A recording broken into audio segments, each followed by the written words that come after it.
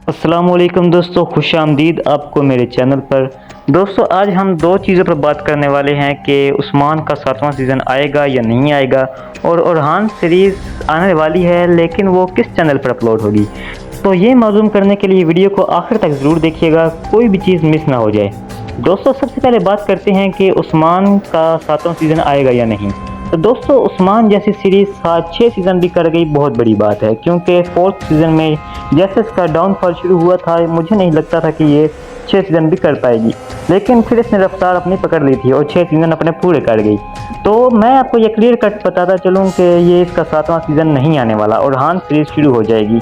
और रही बात ओरहान सीरीज़ के किस चैनल पर अपलोड होगी, तो वह भी मैं इसी वीडियो में आपको बताऊंगा। लेकिन उससे पहले मेरे चैनल को सब्सक्राइब करें, लाइक करें और शेयर करना मत भूलिएगा, और कमेंट लाजमी किया करें। तो दोस्तों ओरहान सीरीज़ जो सी है इसके लिए यूट्यूब पर एक नया चैनल बनाया जाएगा जैसा कि उस्मान के लिए था, और ओरहान सीरीज़ के 5 किस्त आने तक इसे अपलोड नहीं किया जाएगा। जब 5-6 किस्तें आ जाएंगी तब इसकी पहली एपिसोड अपलोड कर दी जाएगी और उर्दू डबिंग भी साथ ही शुरू हो जाएगी और इसे TRT पर दिखाया जाएगा।